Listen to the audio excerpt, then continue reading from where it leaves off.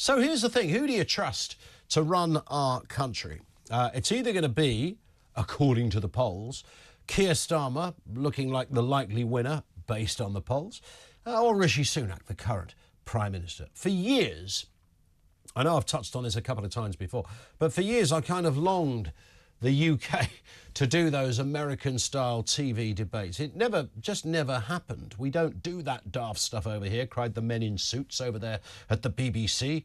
I would have loved to have seen Peter Sissons giving both barrels to Kinnock and Major back in the 90s. That might have been box office. Spider Sniper Sissons would have taken no prisoners. And then, of course, in 2010, it actually happened. David, Gordon and Nick took to the stage to give it some three-way political love. I agree with Nick, remember that, was the mantra of the day. And then there seemed to be like a sort of 10-year hiatus of some sort. I think Corbyn and Boris gave it a bit of a go, but it was pretty awful. And this year, yet again, we've been treated to some more mediocre debate from our party leaders. It's been uneventful. Scripted answers and press release-like delivery has sealed our already cynical view that our political masters are a little bit rubbish. And then last night happened, and for the first time, some real fire in the bellies of our two potential Prime Ministers. I mean, Rishi looked like he'd been plugged into the mains at one point. Keir Starmer retained his loyally calm, and it was fascinating. So let's touch down on this one and ask that question. If there were no one else, OK, just Rishi Sunak and Keir Starmer, of those two, who do you trust to run the country? 0344 499 1000. So think of this as the pub game where you have to pick one. Who do you trust to run the country? Let's have a little look at how all of this panned out. We'll start with a bit of Mr. Starmer here.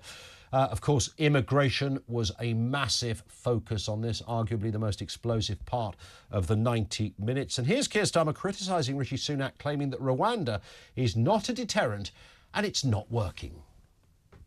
50,000 people have come since Rishi Sunak has been Prime Minister, 50,000 across the Channel. A few hundred going every year means there's a 99% chance you're not going to Rwanda. Now, I've worked with criminal gangs, Rishi Sunak. I know that they are telling the people they're exploiting there's a 99% chance of not going to Rwanda. That is not a disincentive. That is not a deterrent, and it's not working. If it were working, why are record numbers still coming under your watch, Prime Minister?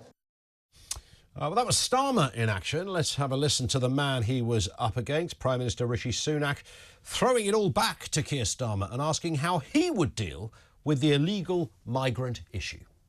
Because they're not being processed, they cannot be returned to where they came from. Can they, Prime Minister? If he wants to correct now's his chance to do it. They cannot be returned. Well, do you know where these people come from? No, he's not answering the question. Do you know where they come from? Iran, you can see. Syria, Afghanistan. So when Keir Starmer says he's going to return people, is he going to sit down? Are you going to sit down with the Iranian ayatollahs? Are you going to try and do a deal with the Taliban? It's completely nonsensical what you are saying, right? You are taking people for fools, right? I think that these people should not stay on our country. They will be on planes to Rwanda. That's what I will do with them. You still can't answer the question. What will you do with them? Are you going to do a deal with the Taliban? That was, I think, objectively, the killer line of the night. And as Julie was saying, the YouGov poll straight afterwards had it down at kind of 50-50. I would have said, based on that line alone, that Sunak, for the first time, just kind of edged it. He's not a natural gifted orator. And even Starmer, despite his legal background and his heady titles in the legal profession, a man used to standing up in front of people, making cases and arguments, hasn't seemed to cut it. But I did think that was the, if you like, the finest man. I mean, it's still not great, is it? I mean, as we'll play you the clip a little later, I'm sure you've heard it already, of the man in the audience asking whether this is the best we've got of those two. We'll come to that shortly. But nonetheless, I thought that was the money shot of the evening, as it were.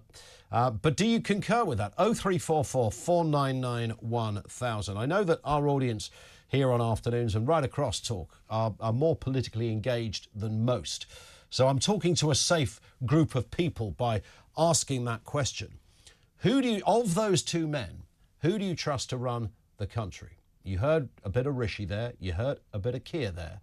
Of the two, which one would put our country in the safest hands, right across the board?